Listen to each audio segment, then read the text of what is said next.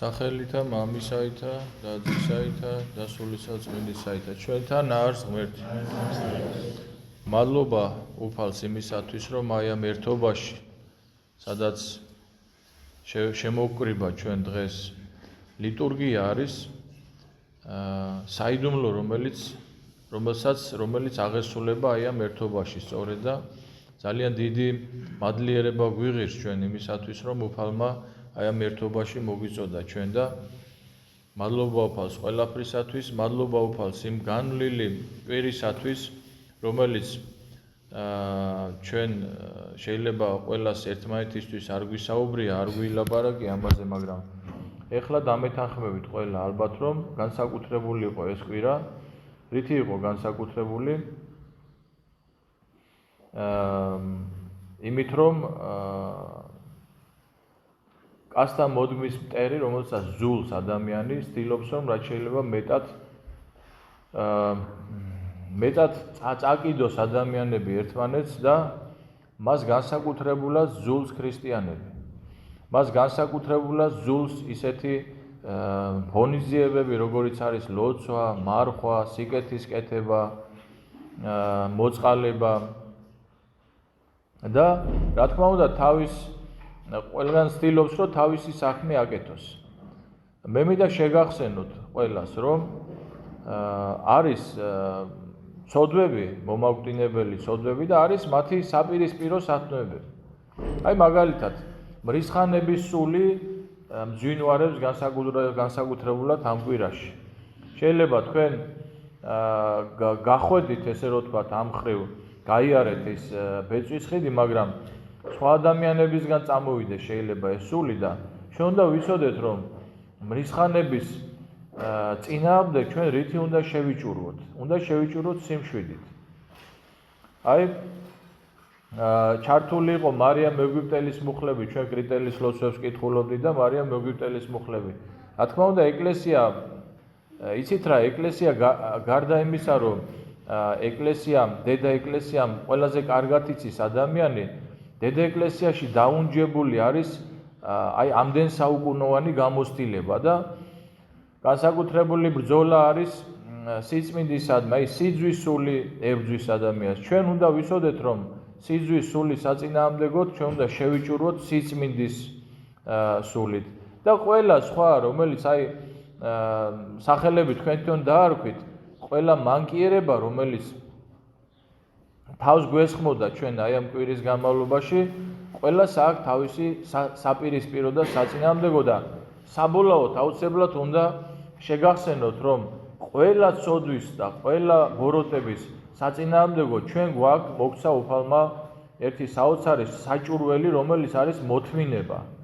და არც ერთი, ესე იგი, სათნოებების შესახებ სახარებაში, რა თქმა უნდა, ყველა სათნოება არის მოხსენიებული, მაგრამ არც ერთ სათნოებაზე არ წერია ისე, რომ აი რომელმან დაითმინო სრულიად. ესე იგი, რა თქმა უნდა, მოწყალების საქმე და სხვა კეთილის საქმე, მაგრამ ეს სრულიადი სიტყვა შემთხვევით არ ახლავს აი ამ სათნოებას, რომელსაც მოთმინება ქვია და ჩვენ უნდა ვიცოდეთ, რომ მოთმინების გარეშე ცხონება არ არსებობს. და აი ეს საჭურველი მინდა რომ შეგახსენოთ და ეს კვირა უკვე გავიდა და ეხლა მე მინდა ჩემი ფიქრი უფრო იქეთ არის მიმართული, რომ თქვენ კარგად გაიაზროთ ის ბრძოლა, რომელიც არის განსაკუთრებული ბრძოლა არის დიდმარხვის პირველ კვირაში. რატომ არის ეს ბრძოლა? გითხარით ამის შესახებ. ქრისტე გვეუბნება ჩვენ დღევანდელ წაკითხულ სახარებაში, რომ უკვე თუ სოფელი გძულობს თქვენო, უწყოდეთ, რამე თუ პირველად მე მომიზულა. და ქრისტიანი ადამიანი ზოგადად ზულ სოფელს. სოფელში იგულისხმება ამ ქვეყნიური ყველაფერი და რაც არის. და რითი უნდა შევიჭურვოთ ეს ამის შესახებ თქვით, მაგრამ არის რაღაც ისეთი რაღაცეები, რომელსაც შეიძლება ჩვენ შეიძლება ვერ გავწვდეთ ჩვენი ძალებით. აი მაგალითად ადამიანები შეზღუდულები ვართ, ხო, შეიძლება ვერ გავწვდეთ რაღაც ბოროტების წინაშე უზულური აღმოჩნდეთ, მაგრამ ამისთვის არის ზეცა. აი უყურეთ ერთ-ერთი კიდე რითიც აუცილებლად ჩვენ უნდა შევიჭურვოთ, ეს არის ლოცვა. და დღევანდელი დღე ხსენება წმინდა თეოდორე ტირონისა დღეს არის წმინდა თეოდორე ტირონის ხსენება პირველ შაბათს, დიდ მარხვის პირველ შაბათს ეკლესია იხსენებს წმინდა თეოდორე ტირონს. და პატივად და მოსახსენებელად იმ დიდი სასწაულისა, რომელიც წმინდა თეოდორე ტირონმა აღასრულა მისი მოწამეობრივად აღსრულებიდან 50 წლის შემდგომ, შეიძლება უფრო მეტიც. ესე იგი, რას გვახსენებს პირველ რიგში დღევანდელი დღე, რომ ესე იგი არის მეთქი გითხარით, რომ არის რაღაცა სიტუაციები, როდესაც ჩვენ ვხედავთ, რომ ჩვენი ძალებით ვერაფერს ვერ გავდივართ, ხომ? აი მაშინ უნდა შევიწიოთ ჩვენ ზეცსა და მერწმუნეთ, რომ აი მოგიყვებით დღევანდელი დღის სასწაულს და თქვენ დაინახავთ დარწმუნდებით, რომ ესე იგი რამხელა ცოცხალი კავშირია ჩვენსა და წმინდანებს შორის. ესეთ ამბავს მოგვითხრობს ისტორია. იმპერატორი იულიანე განდგომილის დროს, იულიანე ქრისტიანი იყო და განდგომილი იმიტომ ქვია, რომ განუდგა ქრისტიანობას და სხვათა შორის ქრისტიანობის განდგომის შემდგომ გამორჩეული მდევნელი იყო ქრისტიანობის. გამორჩეული მდევნელი იყო ქრისტიანობის და მან ესე იგი დიდ მარხვის პირველ კვირაში სვინაქსარში ესე წერია, რომ თვით ეშმაკმაო და მის ეშმაკის მსახურმაო, ანუ ეშმაკმა განიზრახა მისი მსახურის მიერ, ამასაც მიაქციეთ ყურადღება, რომ ეშმაკი უსხეულოა, ეშმაკი ვერაფერსაც ვერ იზამს, უძლურია, უბადრუკია, მაგრამ ისიც მისი ძალა რაშია? ადამიანებში. ადამიანებს ჩაიცვამს, ესე რომ ვთქვათ, შეიმოსება ადამიანები და იმ ადამიანებით მოქმედებს. ვინ არიან ეს ადამიანები? პირველ რიგში ეს ადამიანები ყველა ისინი არიან, რომლებიც მოწყვეტილი არიან ეკლესიურ საიდუმლოებებს. არა აღსარებას არ ამბობენ, არ მარხულობენ, არ ლოცულობენ, არ ეზიარებიან, რა თქმა უნდა, იმათი იარაღები ხდებიან. და მოგვითხრობს აი წმინდა საკითხავები, რომ აი იულიანე განდგომილზე, რომ თვით ეშმაკმა მოიფიქრაო და თავისი მსახურის მიერო, ანუ იულიანე განდგომილის მიერ მოიფიქრა ესეთი რაღაცა.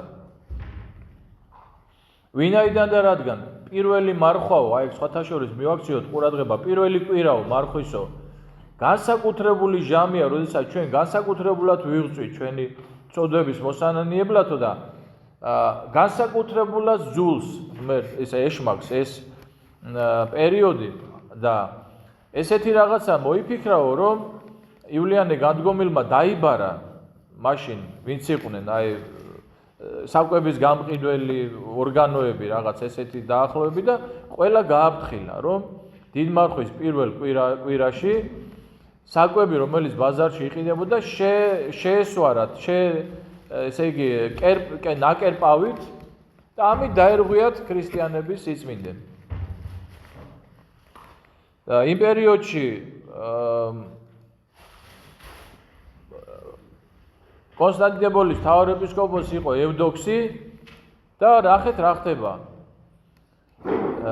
აღწერილია, რომ ესე იგი ძილში არ იყო ეს ჩვენება, ფხიზლად იყო მაშინ მთავარეპისკოპოსი, როდესაც წმინდა თეოდორე ტირონი წარმოუდგა და ეს ხდება უკვე თითქმის საუკუნეა გასული მისი მოწამეობრივად აღსრულებიდან.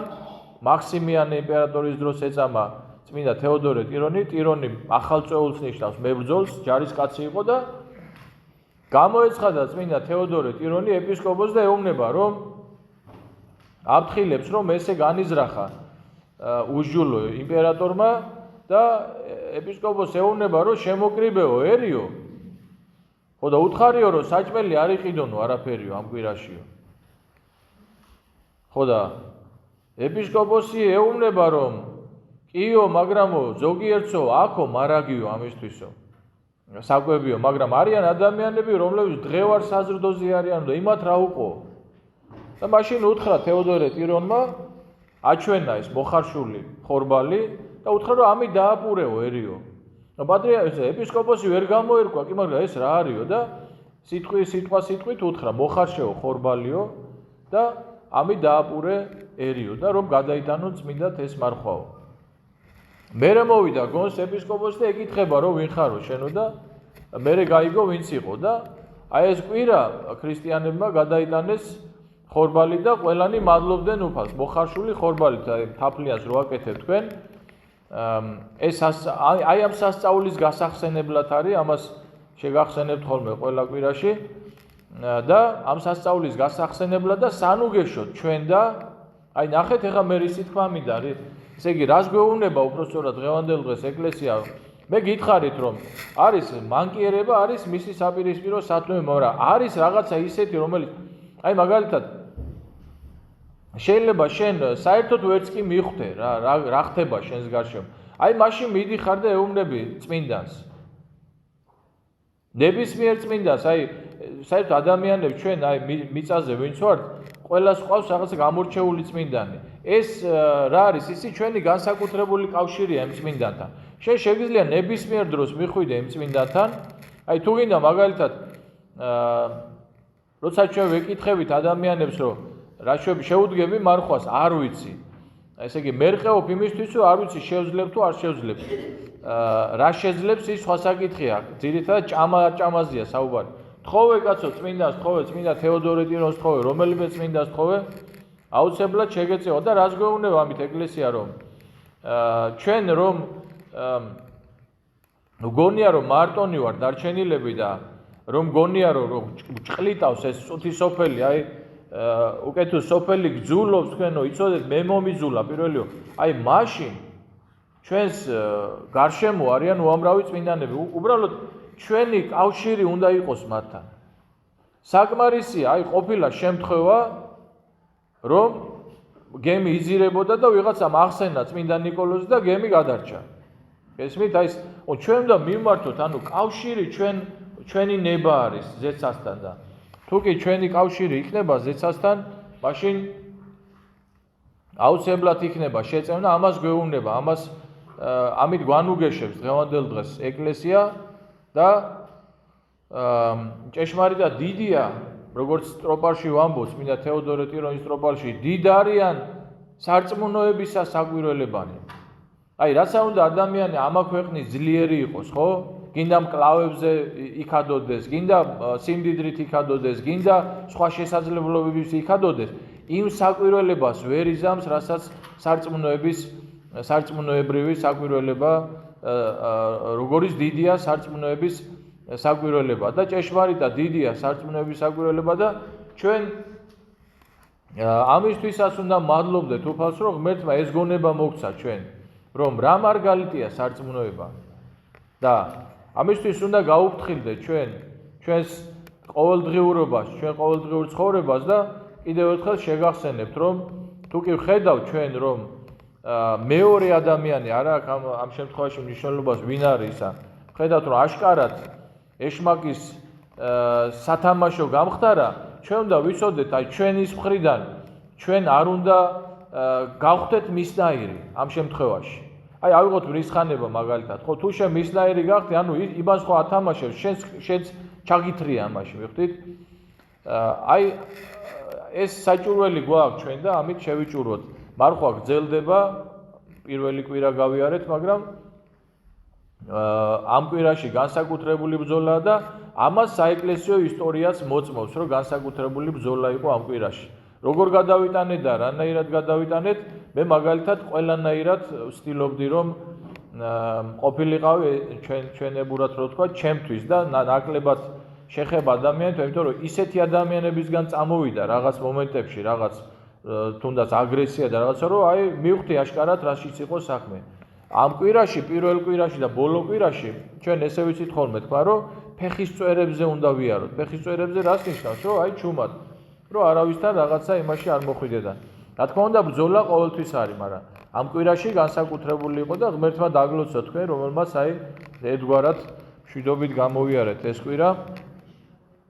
და აწით შეგვეციოს ხვალინდელი დღე მართლმადიდებლობის ზეიმია, ხატმე ბრძოლეობის ერესის დამხობას უკავშირდება და ამით ეკლესია გვეუბნება ჩვენ, რომ კი ბჭენი ჯოჯოხეთისანი კი ებრძვიან ეკლესიას და ეკლესია არ ხარ თქვენ, ადამიანებია ეკლესია, ცოცხალი ეკლესია და ბჭენი ჯოჯოხეთისანი კი ებრძვიან ეკლესიას, მაგრამ გვაჩვენებს საეკლესიო ისტორია ცხადყოფს ამას, რომ ეკლესია ყოველთვის გამარჯვებული იყო და გამარჯვებული იქნება აც და მარადის და უკუნითი უკუნისამდე. მადლითა და წყალობითა და კაცთმოყვარებითა უფლისა ჩვენისა იესო ქრისტესითა, რომლისა თანა მამასა ჩვენის დიდება, სული წმინდით ურთ უკუნითი უკუნისამდე.